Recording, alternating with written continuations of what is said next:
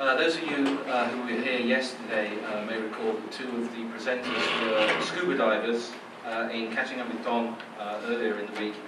He decided to play a bit of wingmanship. He pointed out that he's an ice diver, which just struck me as someone who dives in colder water, but it isn't. You've got to cut a hole in the ice, you're on rope, you go down about 50 or 80 feet. It clearly is a lot colder. And then he described how you kind of invert yourself, pull yourself back up, and almost ice ski across the underside of the ice. It does seem absolutely mental and yet somehow really, really cool. Anyway, over to Don. Thanks for that introduction, and I assure you that ice diving is not half as scary as a 5-minute flash presentation. and for all you divers in the room, you plan the dive and then you dive the plan, so here we go. As stated, my name is Don Samulack. I represent Editage, a flagship brand of a global company called Cactus Communications. And we work with publishers, journal societies, universities, individual researchers to help authors get published through a variety of author and editorial services. I start off my presentation with a heat map representation of global output of publications in 2008, and very clearly the US was leading the pack, but global publication dynamics are rapidly changing. In 2008, if you looked at the growth in publication output, the picture is very different. Some countries in Eastern Europe, the Middle East, Brazil, especially China, were becoming the new story, and the US was losing its publication momentum. In 2011, it was predicted that the number of publications coming out of China would surpass that of the US in 2013. And I haven't seen the numbers yet, but you get the picture. Whether it happened in 2013 or 2014 really doesn't matter. Publications from countries like India, South Korea, Brazil are on the rise. If you look at just the BRIC nations, China was off the chart, literally. This is what I refer to as the publication tsunami. This is only the first wave. It's real. It'll not only whelm editorial process, it'll affect share of voice in the literature. Anything you do that makes the job of the journal editor or the peer reviewer easier saves time, money, reduces reviewer fatigue, and makes the manuscript review process more effective.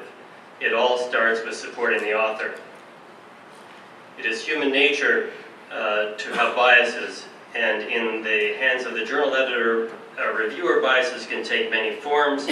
By the time a journal editor or reviewer reads the title and abstract, biases start to set in part because bias is a byproduct of scientific scrutiny.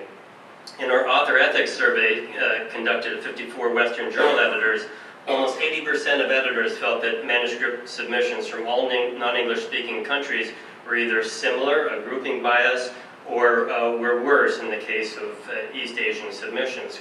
When a reviewer critiques manuscripts, they offer comments which can be broadly categorized under importance of the topic, experimental design, and these topics cover a wide range of areas. But they also spend an incredible amount of time trying to fix the presentation, the grammar, and other editorial issues. And with the tsunami of articles coming forward, this amount of scrutiny leads to significant reviewer fatigue. It's simply not sustainable.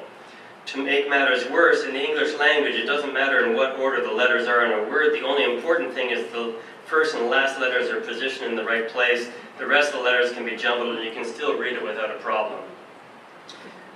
For non-native English-speaking authors, this and other challenges lead to the unethical practices of writing and plagiarism. And while we can't fix the tsunami, we've discovered that to alleviate editorial and administrative burdens, we need to look upstream in the editorial process and to build efficiencies in pre-submission and pre-peer review. What is the role of professional editing service? Is there a place for manuscript streaming services? Should journals and professional societies offer author services? Is there rationale for commercialization of peer review? Where should the efforts be placed? We've studied instructions for authors to identify how to communicate these instructions more effectively. We've studied specific peer reviewers' comments on manuscripts of non-native English speakers. And if these elements can be fixed before submission, it would lessen the burden on peer review and reduce editorial pressure. We've analyzed over 1,000 peer review comments across 72 manuscripts written by non-native English speakers, and we've removed the study design and science things that reviewers really should be spending their time on, and we looked at everything else. And the results showed that more than half of the peer reviewer's effort is taken up by pointing out editorial errors in reporting and writing errors in the introduction methods results in inconsistencies in tables and figures. So the vast majority of the peer reviewer's time was spent doing the job of an author's editor. Pre-submission author-editor services provided by Editage, such as English language editing, editing of charts and tables, pre-submission manuscript screening, peer review, can support the author and reduce the peer review fatigue. At Editage, for over 12 years, we've been helping authors get published. We offer publisher and journal services in the form of plugins and augmentations to journal websites, shown here, that allow authors to seek pre-submission author services.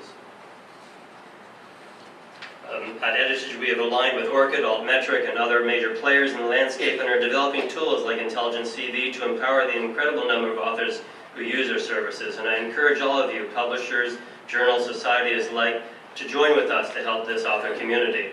At Editage, we know there's an insatiable need for author education on journal processes, research ethics, and good publication practices, and we've been doing our part through hundreds of workshops and online activities throughout the world in order to promote good publication practices. So join with Editage, feel free to contact me, let us help you in your editorial processes, let us help you with your author needs.